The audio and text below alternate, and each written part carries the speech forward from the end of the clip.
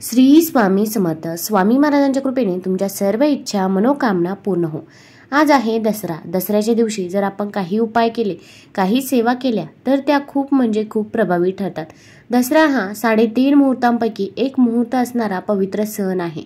पौराणिक कथेनुसार या दिवशी दुर्गा देवीने देवी चंडिकेचे रूप धारण करून महिषासूर नावाच्या राक्षसाचा वध केला होता. तसेच रावणाशी युद्ध करण्यापूर्वी रामाने त्याच्या शस्त्रांची पूजा केली होती. त्याच वेळी महिषासुराशी युद्धासाठी देवतांनी मिळून दुर्गा देवीच्या शस्त्रांची पूजा केली. आता या दिवशी आपल्याला काही उपाय करायचे आहे. भरपूर वेळा आपल्या आयुष्यामध्ये अनेक अडचणी, अडथळे, संकटे असतात आणि ते काही संपायचं नाव घेत नाही. आता संकटे येणारच नाही असं तर होणार नाही, पण आपण संकटाचा वेग मात्र नक्कीच कमी करू शकतो. तसेच आपण मेहनत तर घेत असतो, पण मेहनतीचे फळ देखील आपल्याला मिळत नाही आणि प्रत्येकाचीच इच्छा असते की आपल्या मेहनतीचे फळ हे आपल्याला मिळावे. तसेच घरामध्ये आजारपण हे सतत चालू असतं, भांडणतंटे असतात, वादविवाद होत असतात किंवा मुलांचे विवाह हे वेळेवरती जुळून येत नाही, संतान प्राप्ती होत नाही, अशा अनेक समस्या आपल्या समोर असतात. तर या सर्व समस्या, अडचणी, अडथळे, संकटे दूर होण्यासाठी आपल्याला या दिवशी काही उपाय करायचे आहे. तर कोणते उपाय व कोणत्या सेवा कराव्यात हे जाणून घेण्यापूर्वी तुम्ही चॅनलमध्ये नवीन असाल तर चॅनलला लाईक करा आणि सबस्क्राईब देखील करा. कमेंटमध्ये श्री स्वामी समर्थ किंवा ओम महालक्ष्मी नमः लिहायला विसरू नका.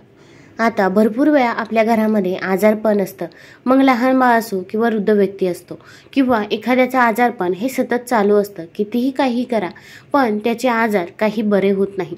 तर एखादा आजारी व्यक्ती असेल तर त्यासाठी आपल्याला या दिवशी एक उपाय करायचा आहे. दसऱ्याच्या दिवशी रोगांपासून मुक्ती हवी असल्यास आपल्याला सुंदरकांडचा पाठ करायचा आहे. जो पण व्यक्ती आजारी आहे त्या व्यक्तीला सुंदरकांडचा पाठ हा करायला सांगायचा आहे. मग देवघरामध्ये एक दिवा प्रज्वलित करायचा आहे. तुम्ही शुद्ध तुपाचा किंवा तिळाच्या तेलाचा, मोहरीच्या तेलाचा दिवा प्रज्वलित करू शकता. दिव्याला हळदी कुंकू लावायचा आहे, फूल व्हायचं आहे. त्यानंतर आसन घेऊन बसायचं आहे आणि सुंदरकांडचा पाठ जी पण व्यक्ती आजारी आहे त्या व्यक्तीला करायला सांगायचं आहे. किंवा जर त्या व्यक्तीला करणे शक्य नाही तर तुम्ही स्वतः देखील त्या व्यक्तीचे नाव घेऊन करू शकता. आणि यानंतर आपल्याला एक उपाय करायचा आहे. आता आपल्याला एक नारळ घ्यायचा आहे. नारळाला श्रीफळ देखील म्हटले जाते. असे मानले गेले आहे की जेव्हा विष्णूने पृथ्वीवर अवतार घेतला होता तेव्हा ते आपल्यासोबत या 3 वस्तू, लक्ष्मी, नारळाचे वृक्ष आणि कामधेनू घेऊन आले होते. नारळाच्या वृक्षाला कल्पवृक्ष देखील म्हटले जाते. नारळात ब्रह्मा, विष्णू आणि महेश या तिन्ही देवतांचा वास असतो. श्रीफळ महादेवाला देखील अतिप्रिय आहे. नारळात बनलेले 3 डोळ्यांना महादेवाच्या त्रिनेत्राच्या रूपात बघितले जाते. श्रीफळ शुभ, समृद्धी, सन्मान, उन्नती आणि सौभाग्याचे देखील सूचक आहे. तर आता आपल्याला पाण्याने भरलेला नारळ हा घ्यायचा आहे. आपण जेव्हा सुंदरकांडचा पाठ करत असतो तेव्हा आपल्याला हा नारळ आपल्याला देवघरामध्येच ठेवायचा आहे. आपण जिथे पूजा करत आहोत तिथे समोर आपण हा नारळ ठेवायचा आहे. आता हे सर्व करून झाल्यानंतर आपल्याला जो पण व्यक्ती आजारी आहे त्याला पूर्वेकडे, पश्चिमेकडे तोंड करून बसवायचं आहे. फक्त दक्षिण दिशेला तोंड करून बसवायचं नाही. आता त्या व्यक्तीवरून हा नारळ उतरून टाकायचा आहे. मग हा उपाय कोण करू शकतं तर घरातील कोणत्याही व्यक्तीने हा उपाय केला तरी पण चालेल. ताई, दादा, आजी, आजोबा देखील हा उपाय करू शकता. आता त्या व्यक्तीला आपण पाटावरती बसवायचं आहे. मग तुमचा मुलगा असेल किंवा पती असेल. आता आपण नारळ आपल्या हातामध्ये घ्यायचा आहे आणि आपल्याला म्हणायचं आहे, नासे रोग हरे सब पीरा, जपत निरंतर हनुमान बीरा. आपण हनुमान चालिसामधील हे वाक्य म्हणायचं आहे.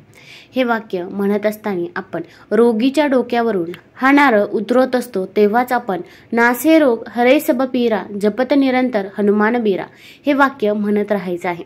त्यानंतर 7 वेळा आपण म्हणत राहायचं आहे. आता हा नारळ आपल्याला जवळपास असणाऱ्या रावण दहनामध्ये फेकून द्यायचा आहे. जिथे पण रावण दहन चालू असेल तर तिथे हा नारळ आपण टाकून द्यायचा आहे. टाकताना म्हणायचं आहे की माझ्या मुलाला किंवा पतीला त्याच्या मागे जी काही इडापिडा असेल, जे काही आजारपण असेल ते पूर्णतः या रावण दहनामध्ये जळून गेलेलं आहे. आता यानंतर आपण घरी यायचं आहे. घरी आल्यानंतर हातपाय तोंड धुवायचं आहे आणि त्यानंतर तुमची जी काही कामे आहे ती तुम्ही करू शकता.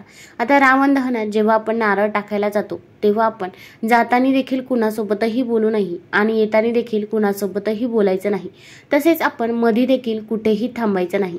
आपण कुणाच्या इथे थांबलो, शेजारी असेल किंवा नातेवाईक असेल, तर आपण जो काही उपाय करत आहोत तो उपाय देखील सफल ठरत नाही. तुमच्या कार्यात यश किंवा कोणत्याही समस्येपासून सुटका हवी असल्यास दसऱ्याच्या दिवशी अपराजिताच्या रूपाची पूजा करायची आहे।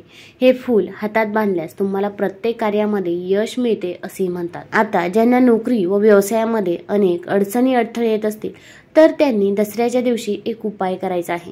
व्यवसायात जर आपल्याला प्रगती हवी असेल तर दसऱ्याच्या दिवशी आपण पिवळ्या रंगाचे वस्त्र, नारळ, मिठाई यासारख्या वस्तू ब्राह्मणाला दान कराव्या। यामुळे तुमच्या व्यवसायाला चांगली बरकत येईल, तसेच तुम्हाला आर्थिक लाभ देखील मिळेल। आता ज्यांना हा उपाय करणे शक्य होत नाही, तसेच ज्यांना नोकरीमध्ये अनेक अडचणी अडथळे येतात, नोकरीमध्ये प्रमोशन मिळत नाही किंवा नवीन नोकरी मिळत नाही, काहींचा व्यवसाय आहे पण तो व्यवसाय व्यवस्थितरित्या चालत नाही, व्यवसाय अगदी बंद पडण्याच्या मार्गावरती आला आहे, तरी देखील तुम्ही हा उपाय करू शकता।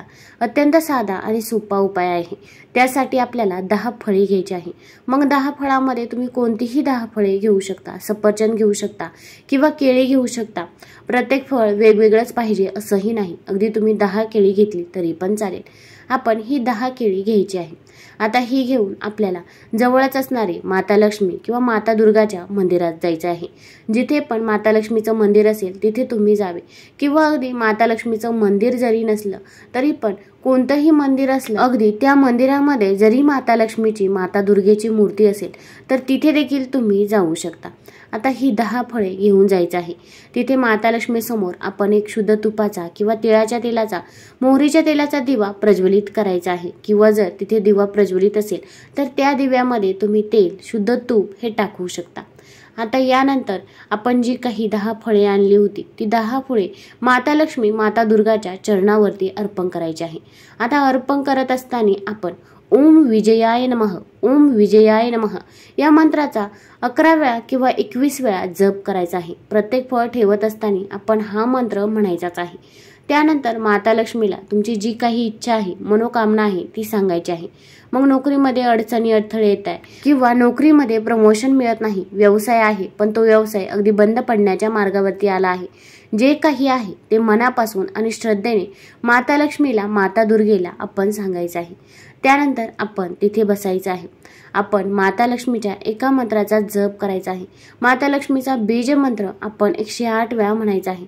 अगदी तुम्हाला तिथे म्हणणे जर शक्य होत नसेल तर तुम्ही घरी येऊन देखील हा मंत्र म्हणू शकता। ओम ऐं ह्रीं क्लीं चामुंडाय विच्चे, ओम ऐं ह्रीं क्लीं चामुंडाय विच्चे या मंत्राचा आपण 108 वेळा जप करायचा आहे। आता माता लक्ष्मीचे आपण परत एकदा दर्शन घ्यायचे आहे। आपण जी फळे ठेवली होती ती 10 मिनिटे 15 मिनिटांसाठी आपल्याला माता लक्ष्मी समोर ठेवायची आहे। नंतर थोड्या वेळाने ही फळे आपण मुलांमध्ये वाटून द्यायची आहे। अगदी लहान मुलांना तुम्ही ही फळे देऊ शकता। यामुळे माता दुर्गेचा आपल्याला आशीर्वाद हा प्राप्त होत असतो। आता ज्या व्यक्तीला नोकरी मिळत नाही, ज्या व्यक्तीला व्यवसाय व्यवस्थितरित्या चालत नाही, त्याच व्यक्तीने हा उपाय केला तर अति उत्तम होईल। आणि त्या व्यक्तीला जर करणे शक्य नसेल तर अशा वेळेस त्याची पत्नी किंवा त्या व्यक्तीची आई हा उपाय करू शकते। फक्त मनापासून आणि श्रद्धेने करा। मासिक धर्म असेल किंवा सुतक असेल तर या काळामध्ये आपल्याला हा उपाय करता येणार नाही।